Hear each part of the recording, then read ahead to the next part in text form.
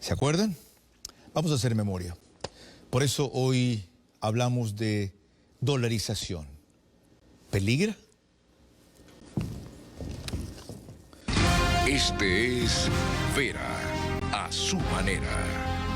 Un comunicador que desde 1975 ha sacudido la televisión con formatos y estilos polémicos, sin ocultar sus simpatías ni jactarse de objetividad, pues el periodismo de opinión siempre asume una posición. Bienvenidos a coincidir o discrepar con Vera, a su manera. Opinión con propósito. Democracia.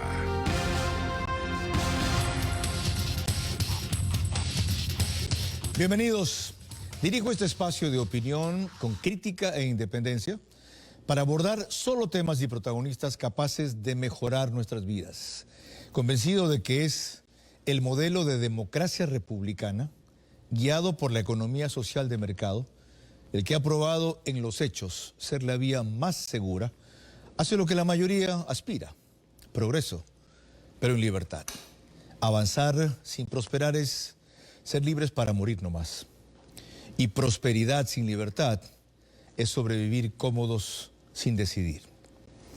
Hoy es lunes 11 de enero del 2021. Estamos en vivo.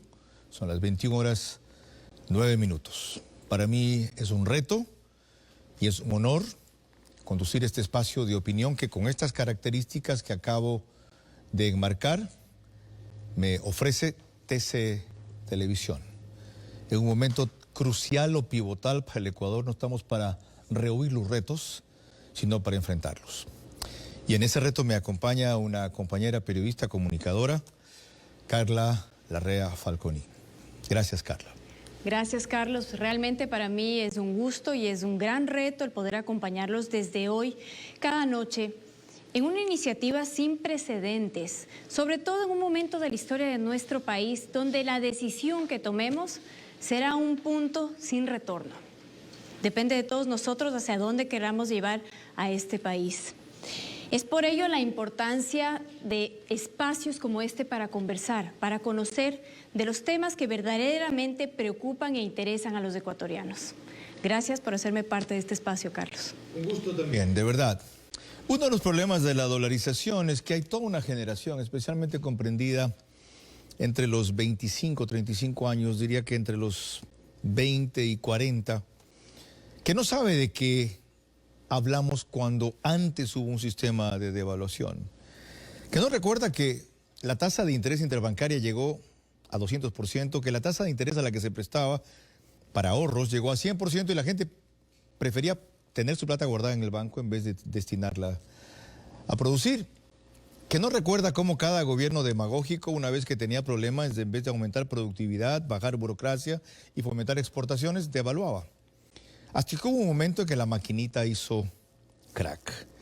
Ese será uno de los puntos en los que reparemos esta noche. Pero antes, Carla les cuenta otros elementos que incluirá el programa. En efecto, Carlos, como la memoria es frágil, tendremos el aporte de parte del noticiero de TC con el último análisis sobre dolarización. Además, por nuestra parte, también les mostraremos a aquellas personas que no vivieron la dolarización y recordaremos a aquellas que tenemos mala memoria sobre cómo fue el proceso que tuvo que pasar nuestro país hasta llegar a la dolarización y los beneficios que trajo esta para el Ecuador. ¿Y quién es el invitado central? Tenemos como invitado central, Carlos, en esta noche al economista Mauricio Pozo, quien tiene en sus manos en este momento también los designios que tenga la economía de nuestro país como ministro de Finanzas. En efecto, y en esa medida la suerte de la dolarización, aunque usted es partidario de ella. Pero me preocupa que ya ha empezado con una propuesta de ley urgente que se llama Ley de Defensa de la Dolarización. Si propone defenderla es porque está en peligro. Bienvenido, economista Pozo. Empecemos con esta primera explicación. Buenas noches, Carlos. Gracias por la entrevista. Efectivamente, el país está atravesando una situación, yo diría, muy significativa para las acciones que se deban emprender.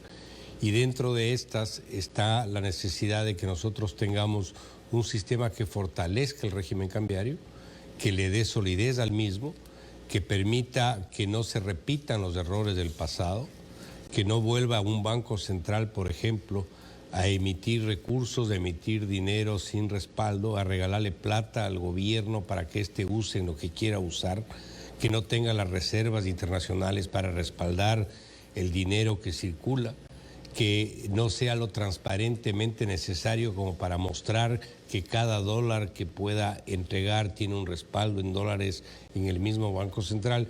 Y esa lógica es la que reúne una ley como la que estamos enviando este mes, que es una ley en la práctica de defensa a la dolarización. ¿Por qué de entrada no proponer eliminar el Banco Central si no tenemos moneda? Porque el Banco Central tiene un rol fundamental. La dolarización, como su nombre lo indica, se alimenta de dólares. Si no hay dólares no funciona el sistema. Alguna instancia tiene que encargarse de controlar esa cantidad de dólares que circulan, dólares que vienen de afuera por varias fuentes, por exportaciones, por remesas, por inversión, por financiamiento o deuda, versus los dólares que salen. Si esa es la idea, ¿por qué no independizar el Banco Central del Ejecutivo entonces? Esa es la propuesta que está en la ley. Un Banco Central independiente, autónomo, que no sea un apéndice del Ejecutivo. ¿Que se configuraría cómo? Con una estructura de un directorio donde sus miembros serían propuestos por el presidente de la República. ¿Siguen dependiendo y esa del terna? gobierno? No, porque ¿A quién esa va a proponer el presidente? ¿Enemigos? No, con gente que tenga un perfil que pueda cumplir ese rol.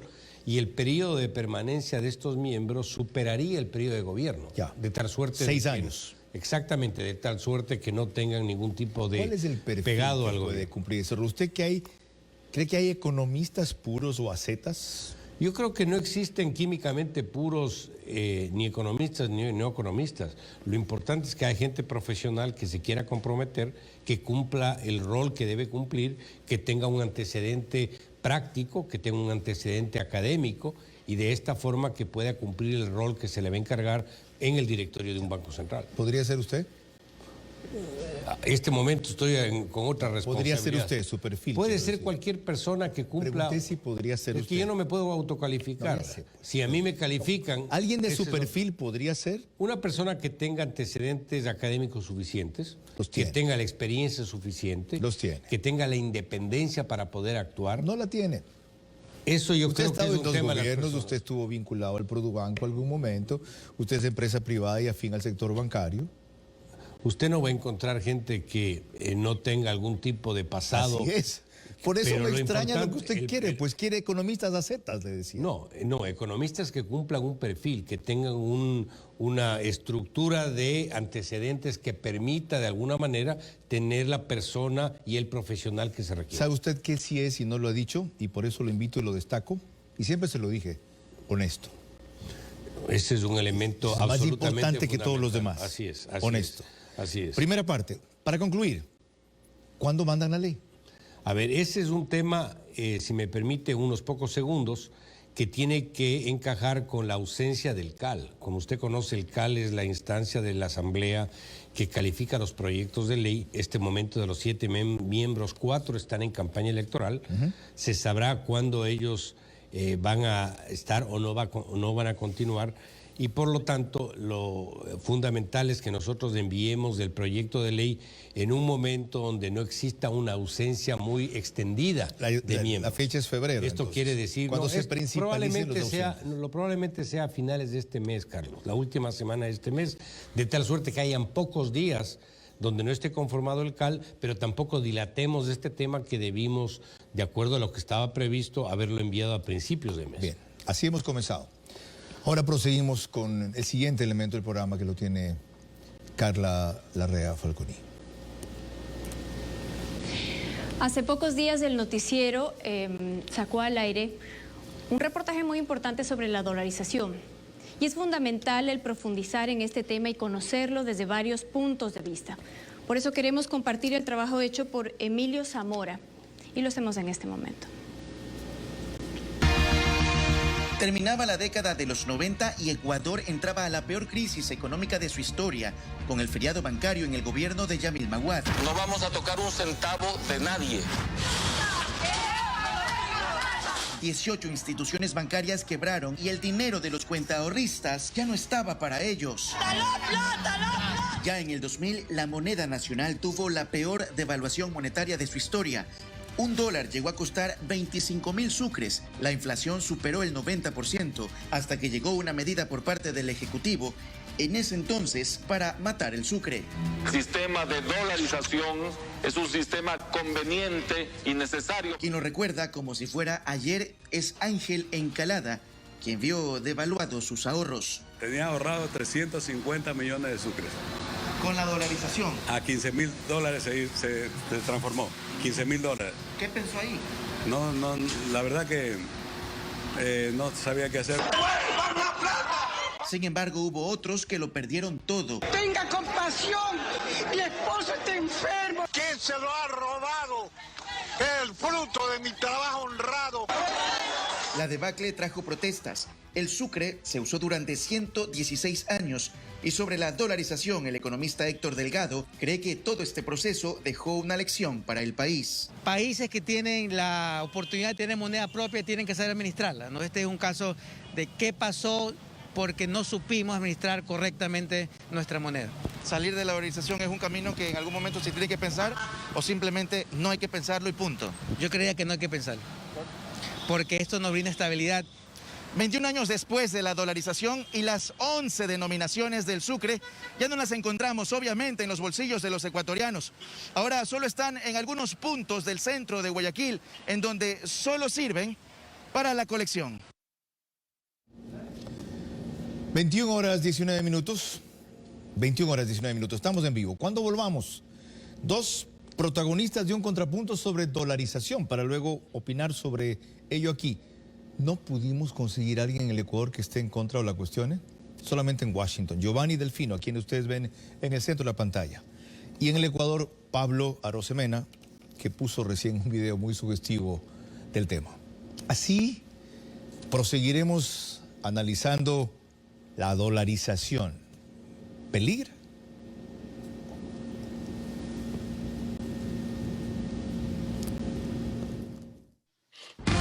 Seguimos con Vera a su manera.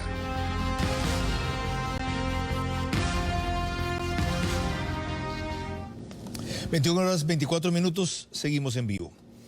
Les recuerdo que Mauricio Pozo, economista y ministro de Finanzas, es nuestro invitado principal, que empezó haciendo una primera definición clave sobre por qué y cuándo la ley de defensa de la dolarización.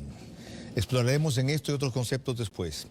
Ahora, algo que nos fue muy complicado armar, le agradezco a Giovanni Delfino su paciencia, me disculpo por haberle dicho Pablo, creí que era tocayo de Pablo Arosemena, debido a estas, digamos yo, brujerías de internet, que si bien nos permiten un alcance planetario, a veces dan unas sorpresas inusuales.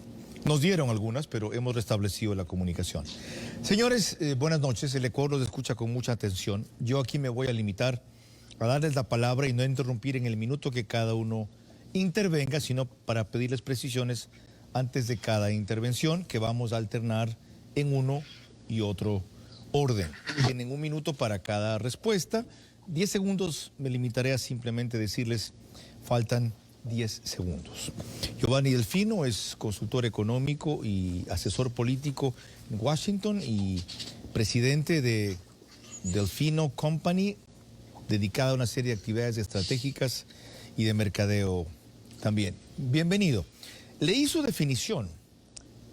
La dolarización no le permite a un país responder de manera autónoma con políticas monetarias que respondan a las necesidades del mercado. El país se vuelve dependiente de la política monetaria americana, que varía basada en la necesidad de la realidad de los Estados Unidos, no en los intereses del país dolarizado. Explíquelo mejor. Así es, muchas gracias por la oportunidad de poder estar aquí en este programa y poder presentarte justamente esta posición, ¿no? en la cual estoy convencido que todo país debe tener la autonomía de poder decidir sobre la política monetaria que se va a tomar. En estos casos, yo sí estoy de acuerdo con que un país debe tener un Banco Central de Reserva que sea autónomo y que pueda tomar esas decisiones para mantener la moneda estable y en beneficio de las necesidades de, del mercado en cuestión. No estoy de acuerdo en una situación en la cual el Banco Central de Reserva se encuentre en dependencia de las decisiones y las políticas de un presidente de turno o alguna otra política de Estado. Bien, su minuto para la tesis contraria, Pablo Arosemena, bienvenido. Gracias, Carlos. Buenas noches. Un saludo para todos.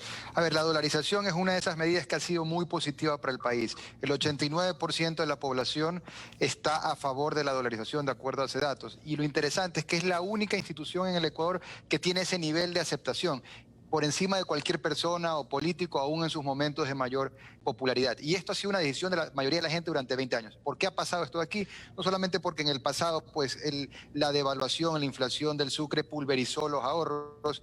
Pensemos que el salario promedio de la gente era $50. Hoy es $400, 8 veces más, producto de que la dolarización dio esa estabilidad para empezar a recuperar el país. ¿Qué otras cosas sucedieron con la dolarización? Las exportaciones se multiplicaron por 4, la banca pudo tener un horizonte de inversión de largo plazo y dar financiamiento, crédito de consumo, crédito hipotecario, crédito a las pymes, a las empresas, cosas que no existían. Entonces, dolarización ha sido uno de los mayores activos de la economía ecuatoriana y la mejor manera de fortalecerla es con libre mercado y votando bien el 7 de febrero, escogiendo a quienes realmente sepan cómo generar más inversión. Giovanni, al margen de la realidad nacional a la que circunscribe su comentario, Pablo, ¿qué objeciones o comentarios tiene usted a una posición tan radical a favor de dolarizar?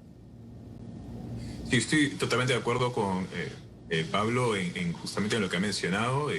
Ha sido muy positivo para la economía ecuatoriana en ese caso y podría resultar, como dicen muchos analistas, en que un cambio en estos tiempos en la cual recuperar, digamos, o crear una nueva moneda ecuatoriana que haga frente al dólar y el resto de las monedas, podría significar una situación de probablemente miedo en el mercado, incertidumbre en el mercado, porque no se va a saber cómo es que se va a llevar las políticas monetarias por ser en un principio, ¿no? Haber empezado de nuevo este nuevo experimento, ¿no? Entonces, sí, podría resultar en incertidumbre, podría resultar en una suerte en la cual las empresas podrían dejar de invertir, podría dejar de ingresar capitales, puede tener sus riesgos, así es. Ok, lleguemos hasta ahí. Ojo, hago notar que dice podría, condicional, Pablo. Puede tener sus riesgos, no va a tener un descalabro como usted lo asegura definitivamente. Pero es temporal. Si de esto se deja a un efecto. Sí, luego le daré otra vez paso, Giovanni. ¿Por qué es tan categórico usted en blanco y negro? Si se sale de esto, de cualquier manera, la debacle. Ecuador no es Venezuela por la dolarización. Es el esquema de estar dolarizados lo que ha impedido de que lo que logró el chavismo en Venezuela lo logre aquí el correísmo en el Ecuador, la dolarización. Por eso es tan importante ahora en las elecciones que no nos vayamos por el camino del pasado de aquellos que han dicho que la dolarización fue un error y que han dejado por escrito cómo sacarnos del dólar de manera amigable, como dicen ellos. La dolarización ha impedido que nos convirtamos en la salvajada, en lo deprimente de lo que está pasando en Venezuela. La dolarización permite dar una cancha pareja para empezar a crecer como país, que tiene que venir acompañada de medidas que nos permitan ganar competitividad, que es donde el gobierno, tanto el anterior como buena parte del gobierno actual, no han hecho todas las reformas para poderle sacar el mayor provecho, sacarle el jugo a la dolarización. Okay. Pero la dolarización hay que mantenerla. Ok, ahora a la inversa, el siguiente bloque de ambas intervenciones comienzo al contrario de hace pocos instantes. Seguirá Giovanni Delfino, antes Pablo. Si esto es así, ¿por qué uno de los asuntos que debía haberse disparado nunca se disparó? La inversión extranjera directa. En el periodo de Correa, cuando más, 1.700 millones de dólares de inversión extranjera directa.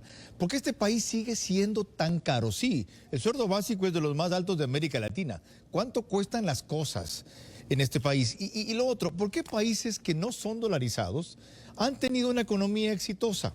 Chile, Uruguay, Costa Rica, la propia Colombia, que ha enfrentado más que una pandemia, guerrilla, narcotráfico, inestabilidad política. Pablo. Muy bien, bueno, los países que usted ha mencionado han tenido seriedad en el manejo monetario. Ecuador no fue serio en el manejo monetario en los 70, en los 80, en los 90, al punto que reventaron el esquema monetario. Entonces, de eso salió la dolarización. Ha sido una base para el crecimiento del país, para la recuperación. Ahora, ¿qué sucede? Que la dolarización viene con instrucciones y aquí en Ecuador la politiquería, el correísmo, el socialismo del siglo XXI ha hecho de todo para tratar de reventarla. Concreto, la dolarización requiere que no tengas déficit fiscal, que el Estado no gaste más de lo que le ingresa, como la familia, como la empresa. ¿Qué hizo el socialismo del siglo XXI? Gastó más de lo que le ingresó. ¿Qué más dice la dolarización? Que deberías tener un mercado abierto, libre mercado, bajar aranceles, muchos acuerdos de libre comercio. Caramba, esto ha sido una de las mayores faltas del Ecuador. 10 segundos. No se han bajado los impuestos, no se han bajado los aranceles. Entonces, en resumen, la dolarización viene con instrucciones y la instrucción principal es que el Estado tiene que parar la despilfarra. ¿Es eso lo que ha fallado, Giovanni Delfino, sin perjuicio de que acote unos temas adicionales que usted quiso mencionar? Adelante. Sí, bueno, por un lado está en lo correcto, estoy totalmente de acuerdo con Pablo, pero por otro lado también han sido las políticas de esos países en las cuales han demostrado también inversión pública en lo que necesita el país para ser más competitivo, ¿no? En infraestructura, reducir la brecha o el déficit de infraestructura, invertir en programas que permitan a las empresas poder ser más eficientes, así como herramientas de diferentes tipos, como el factoring, entre otros, que permiten a las empresas poder modernizar equipamientos, ser más eficientes, ser más competitivos, ¿no? Esa es una de las cosas que ha permitido a países como, por ejemplo, en el caso del Perú, que también ha podido atraer grandes inversiones al país. Se me adelantó usted. Hay países que sin estar dolarizados han logrado un extraordinario crecimiento económico hasta el año antepasado. Perú, por ejemplo, Pablo, sostenidamente 8%. Y si alguien no ha tenido gobiernos serios es Perú. La prueba es la cantidad de presidentes suicidados, muertos, apresados, enjuiciados. Si la fórmula pasa por tener un gobierno serio para administrar bien moneda propia, tengamos un gobierno serio y podemos pensar en volver a moneda propia. Pablo. La dolarización ha sido algo positivo y hay que mantenerla. Y con más razón hay que tener un gobierno serio para que la pueda mantener y de ahí nos pueda hacer crecer. Pero ahora, cosas como por ejemplo aranceles, que son los impuestos a las importaciones, y es lo que nos encarece la vida a todos. En Ecuador tenemos el arancel promedio más alto de toda Latinoamérica, 10% por encima del promedio, que es 9%. Perú lo tiene en el 1%, Chile debajo del 1%. Entonces, ¿qué quiere decir eso ahí? Que en Ecuador es un país caro, carísimo, por malos gobiernos, malos administradores que han subido los impuestos para darle plata al Estado y sacársela del bolsillo a la gente. Entonces, eso es lo que hay que cambiar y hoy es el momento para hablar de estas cosas, Carlos, porque hay una postura que es la del correísmo, la del socialismo del siglo XXI, que quieren hacer más de lo mismo y ahora van a forzar las cosas porque ya el precio del petróleo ya no está alto y ahora sí forzarían las cosas para quitarnos los dólares reales constantes y sonantes y para darnos monedas de juego de monopolio, lo que mal llamado han venido a decir que es el dinero electrónico, el dinero virtual. Hay que hablar con claridad. Ecuador necesita la dolarización y aparte necesita medidas que la complementen, como bajar impuestos, bajar aranceles y abrir mercados. Giovanni Delfino, con sus comentarios cerramos este bloque. Sí, y creo que también algo que ha permitido a países como el Perú poder atraerle la inversión, además ha sido la apertura económica, la capacidad de poder desarrollar tratados de libre comercio durante los últimos 20 años con múltiples países a nivel mundial y bloques económicos como la Unión Europea, entre muchos otros, y que les ha permitido poder convertirse aumentar el flujo de dólares e ingresos al país para poder crear empleo y mejorar la competitividad. Ya, y Giovanni, insisto con su propio ejemplo. Si Perú fue hasta el año pasado un milagro económico, más allá de sus avatares políticos, simplemente por dos elementos: seguridad jurídica para inversionistas y gran estabilidad para la inversión extranjera y su regulación, que se necesita estar dolarizados. Giovanni. Así es. Bueno, yo no como una... Si puedo comentar yo, claro, diría los acuerdos de libre comercio. Perú sacó el TLC con la Unión Europea 4 años antes que el Ecuador. Ya, Giovanni, ¿su parte?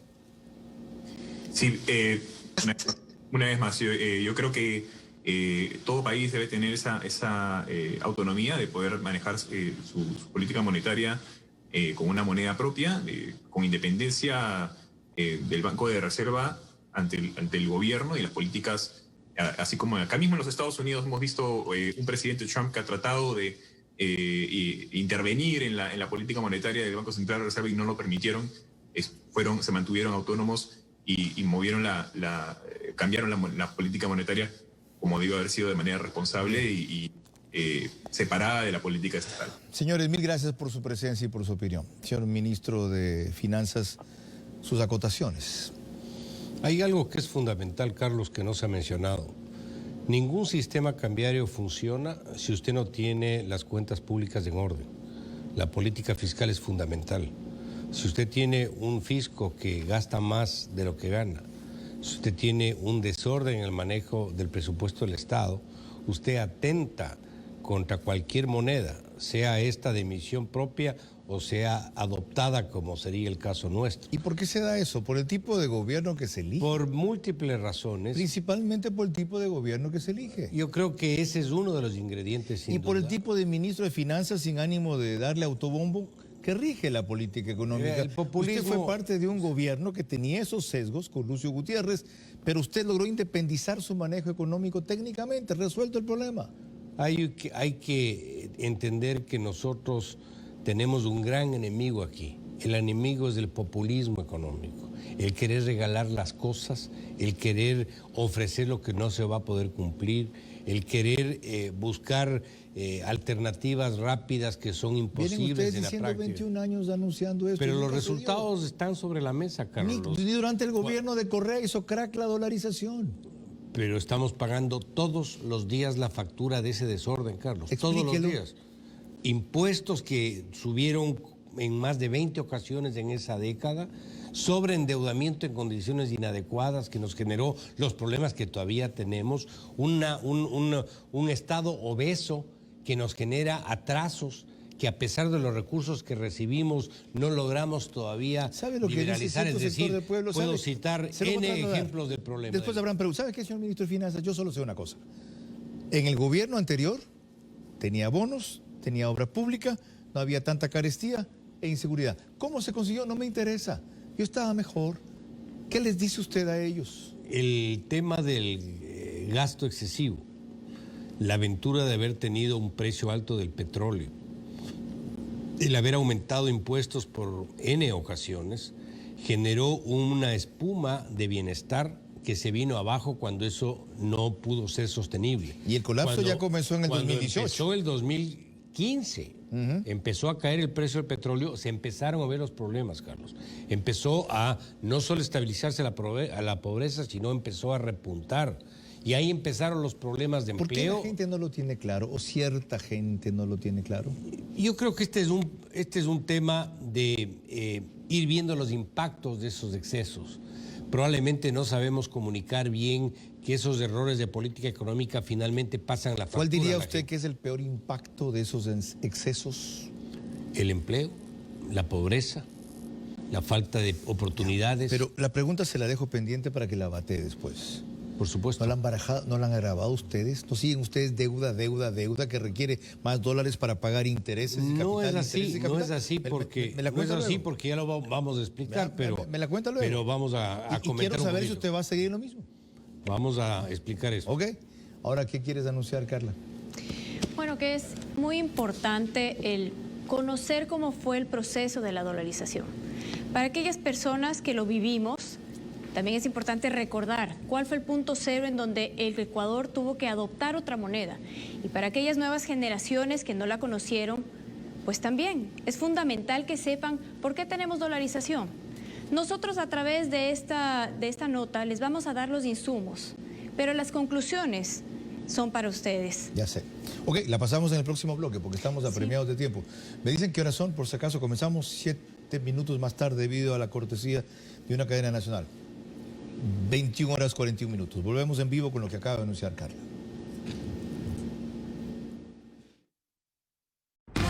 Seguimos con Vera a su manera.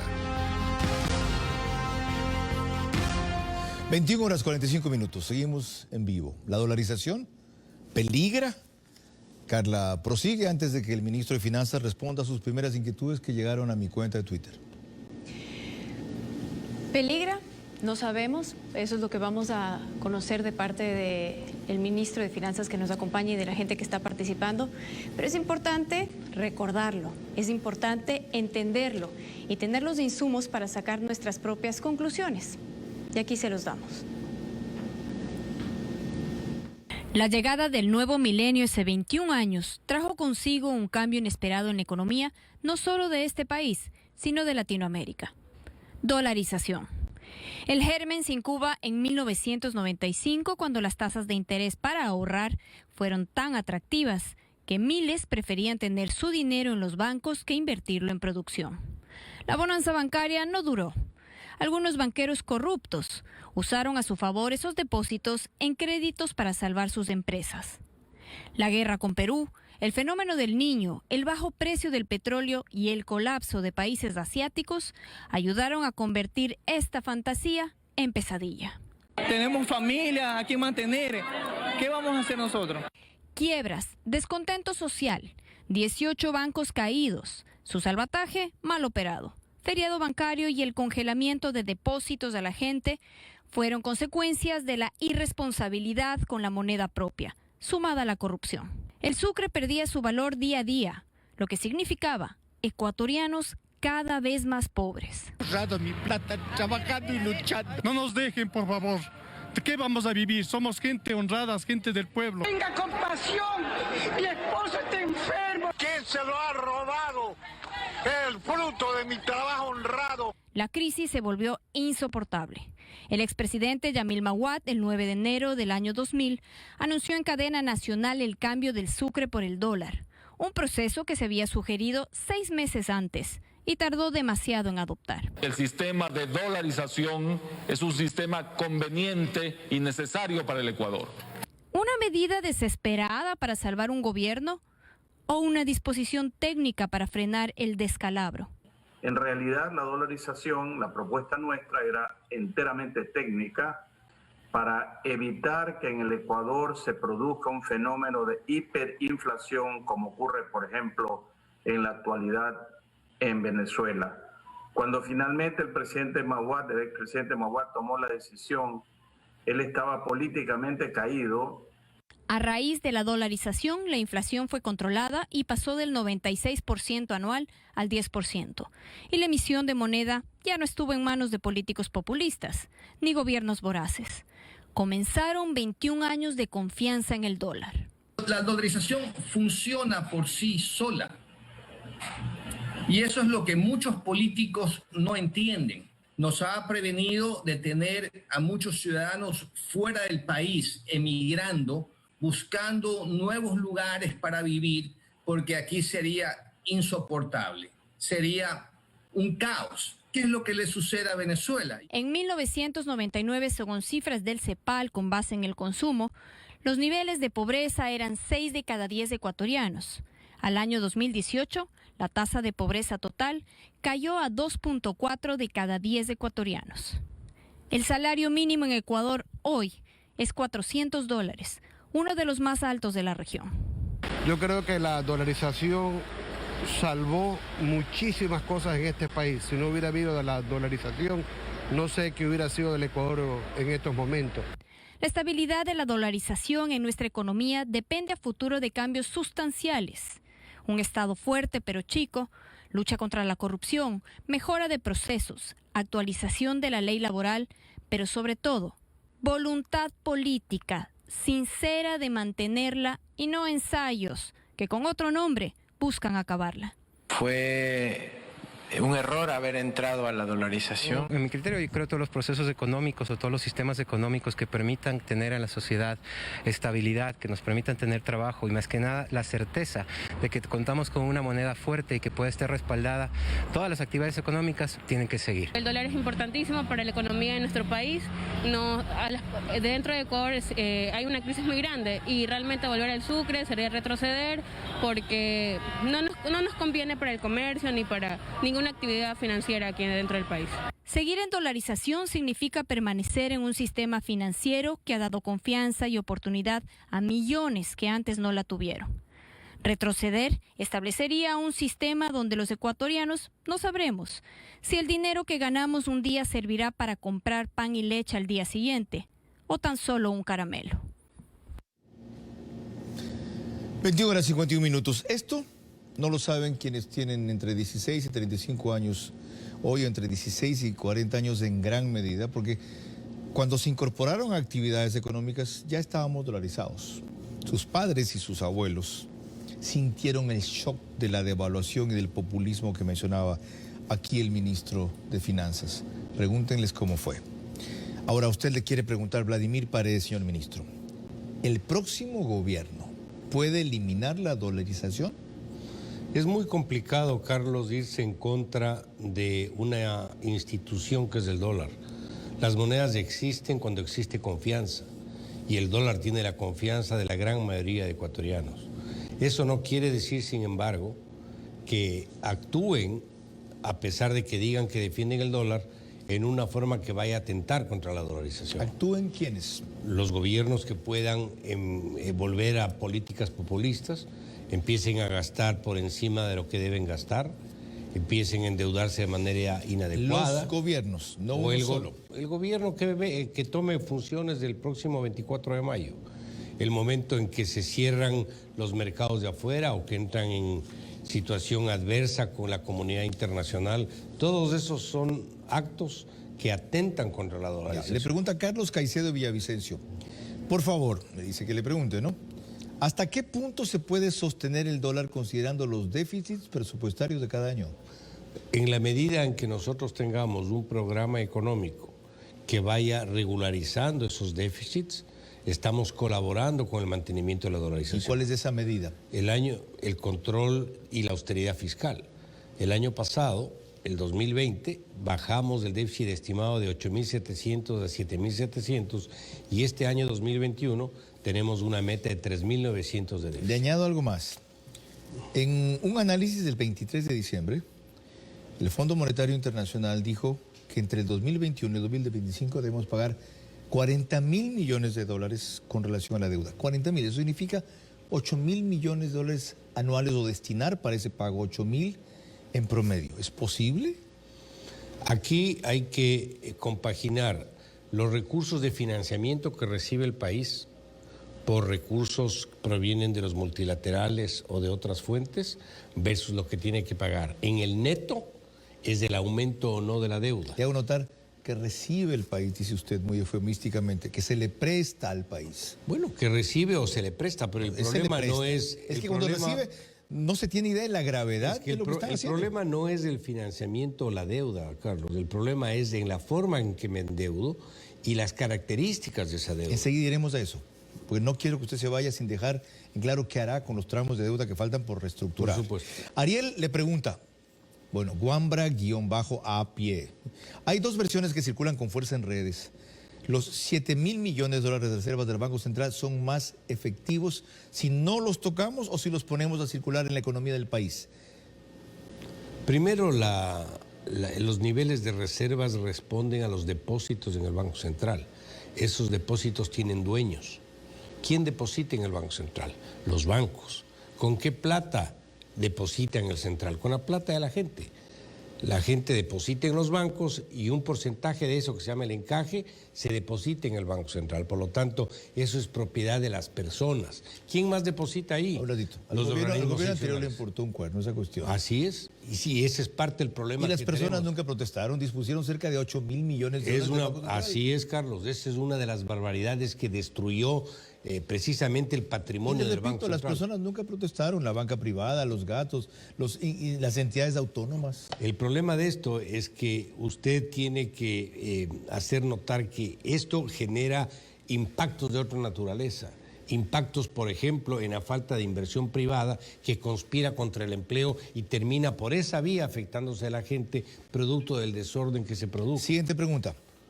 Stoico Digital, dada la impresión descomunal de dólares del 2020, que supera a los máximos históricos, ¿es previsible un futuro inflacionario? ¿Cuáles serán los nuevos acuerdos de Bretton Woods y cuán importante será el Bitcoin en el reinicio de la economía mundial? Bueno, esa es una pregunta larga, podemos destinar mucho tiempo. A una conferencia, deme una idea breve. Lo importante de esto es que usted tenga un manejo de deuda dentro de un programa económico. La deuda puede crecer, como efectivamente va a crecer, estabilizarse y después de crecer, primero. Y segundo, la estructura de la deuda, es decir, que sea una deuda a plazo largo y a tasas de interés bajas. Ya se han tomado acciones en esa dirección y estamos nuevamente tomando otras acciones en la misma dirección para que el endeudamiento no sea una carga, sino una posibilidad de crecimiento económico. Vamos a ver cómo hace magia Mauricio Pozo. Porque hay quienes sostienen que lo que usted va a hacer y el gobierno ha estado haciendo, especialmente en los 2 años anteriores, es conspirar contra la dolarización sin decirlo. Más deuda, en malos términos, una reestructuración parcial a este momento y para ningún caso estabilidad. Prestamos más y más cada vez. Pero quien refutará esto es el ministro de Finanzas, Mauricio Pozo, con quien lo vemos en la parte final, en que estamos analizando dentro de Vera, a su manera, dolarización. ¿Peligro?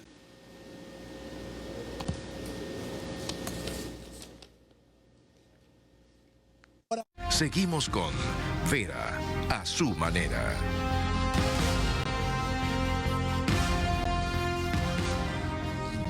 Gracias por las múltiples reacciones y acogidas de todo el país. Estamos pasados de hora porque hubo una cadena que se pasó. Son las 22 horas y 1 minuto. Y entramos a la parte central que desde el principio hemos tocado con el ministro de Finanzas.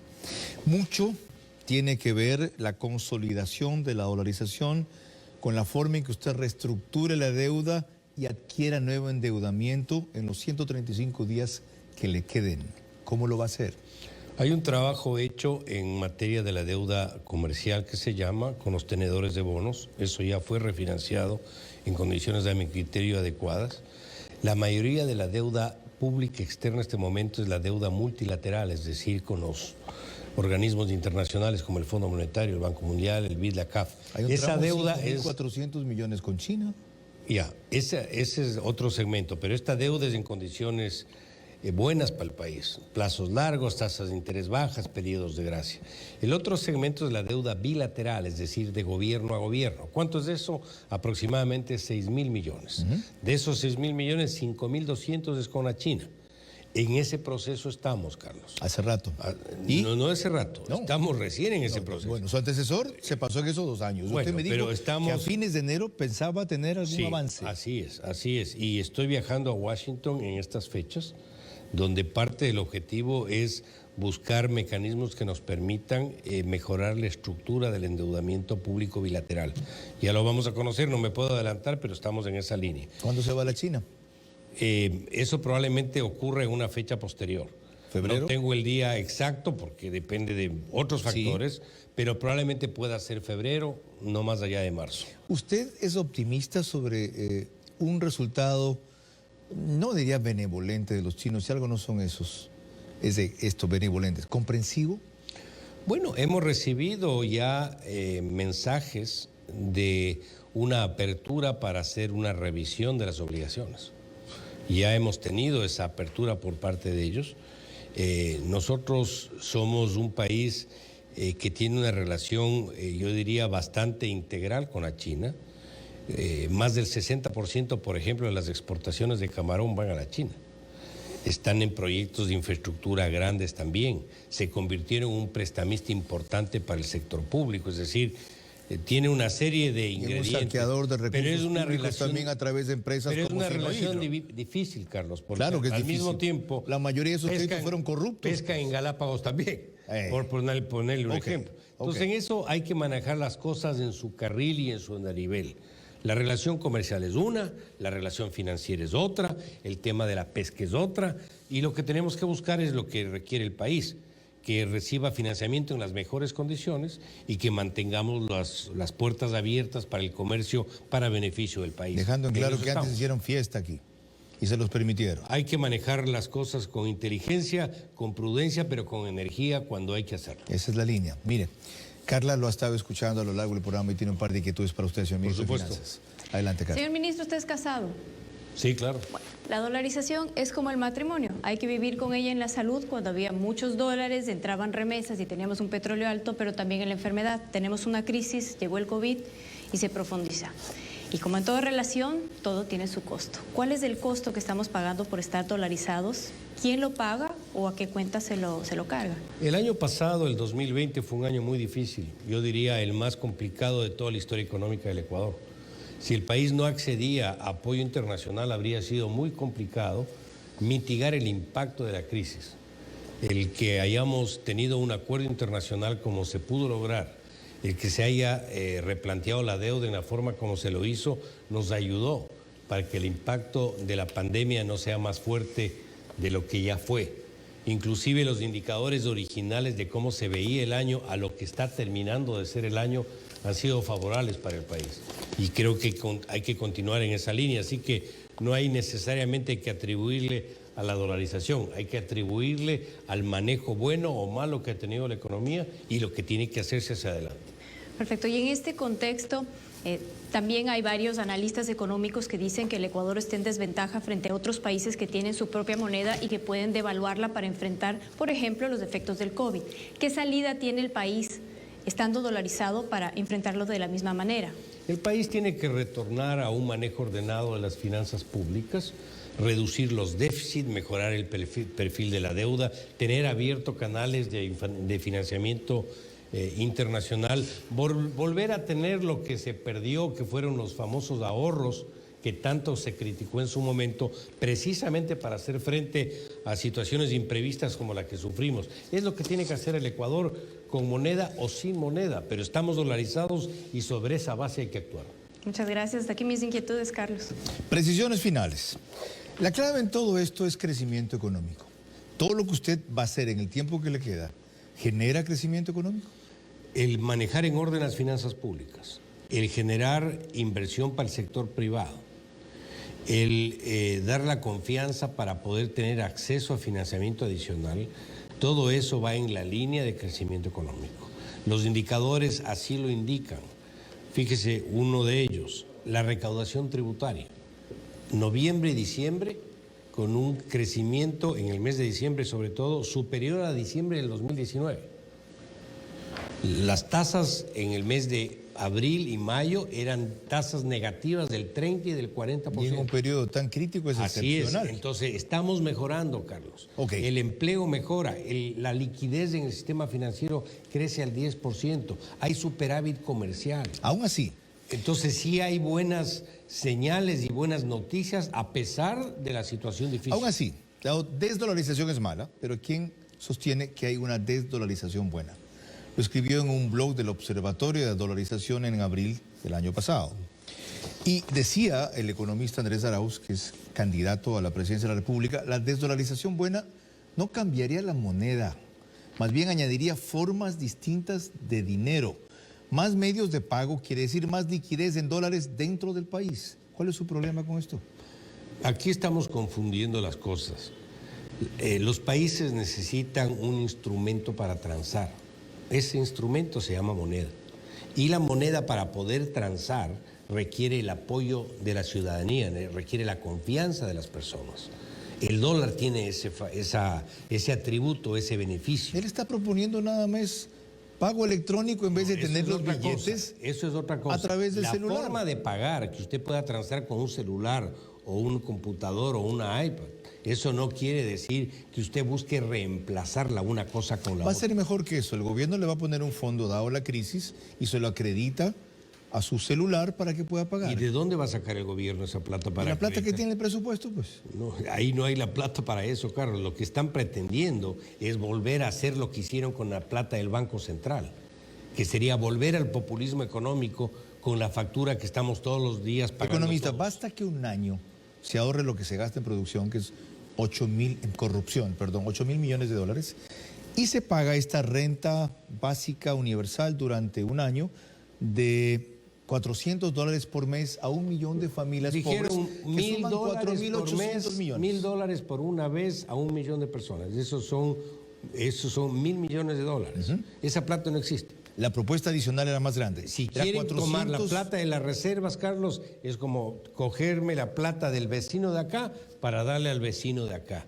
Eso no resuelve nada el problema. Usted dijo en un artículo en El Comercio, en su libro 15 años después sobre la dolarización, que recopila una serie de pronunciamientos tuyos, cuando hablaban de la billetera electrónica. El gobierno no dispone de un centavo en reservas líquidas para hacer frente a contingencias, como tampoco para respaldar más dinero que crea de manera electrónica. ¿Esto es? Por eso justamente es el proceso de recuperación de reservas. Lo que estamos viendo ahora es un proceso gradual de volver a tener en el Banco Central las reservas suficientes que respalden las obligaciones. Es que este mecanismo no crea dinero. Dice simplemente alguien que quiere pagar electrónicamente: tengo depositados $80 en mi banco, de ahí hago un clic. Si usted tiene $80 y tiene el celular para pagar con esos $80, no hay ningún problema. Si usted quiere girar $80 sin que haya la plata en el banco, sí hay un gran problema. De paso, en una reciente publicación, sí, ya termino, Pablo Dávalos, asesor de Andrés Arauz, dice que la propuesta no es del economista Arauz, sino de él respecto a esto de renta básica universal. Y luego, más adelante, explica esto de los $400 mensuales a 1 millón de jefes de hogar en condiciones de vulnerabilidad como un elemento de reactivación económica. Si inyectamos esto a la economía, aumenta el consumo. La reactivación económica es cuando un proceso es constante y persistente en el tiempo.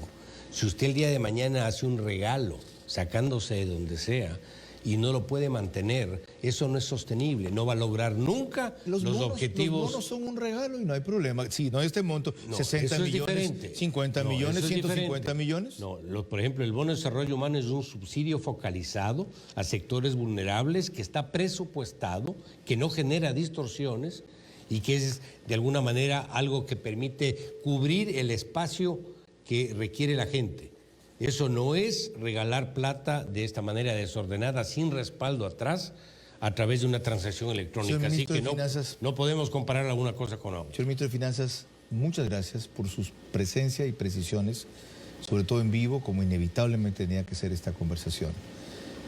No ha sido completo, pero ha sido suficiente sobre un tema crucial en este momento para el Ecuador. Mi opinión, en cambio, y solamente mi opinión, es que puede que en los 135 días que le quedan a Mauricio Pozo, él consolide un proceso de dolarización en los términos que hasta ahora ha esbozado, o puede ser, aunque no dejó esas alternativas abiertas, que se cedan a presiones internas y externas que claman solo por algo que hemos tratado aquí: más deuda y más impuestos. Sin embargo, esa no es exclusivamente su responsabilidad. La responsabilidad principal de mantener el sistema al cual el 93% de ecuatorianos adhieren desde diciembre, según una encuesta de Click, está en ustedes, para no ser expoliados otra vez como en 1998 o 1982. Porque tienen un poder excepcional en sus manos que de paso pasa por aquí una sola vez cada 4 años. El poder del voto. Y de esa manera pueden conseguir que no ocurra lo de siempre, que cuando hay una medida, un ajuste económico, los sacrificados sean los más débiles o vulnerables, aunque se diga lo contrario. No habrá salida rápida y sin sacrificio de una situación crítica como aquella en la cual nos han hundido, pero mucho menos la habrá una milagrosa. Mucho ojo con los milagreros, están advertidos, ya vieron Venezuela. Si después de todas las advertencias ustedes creen cuentos y no historia, no se quejen, habrán quedado advertidos. Mañana tratamos aquí el tema de el ataque al Congreso de Estados Unidos de que hubo el Congreso de Ecuador en octubre del año 2019. Coincidencias y parangones, o parte de algo más. Hasta entonces, buenas noches. Esto fue Vera a su manera.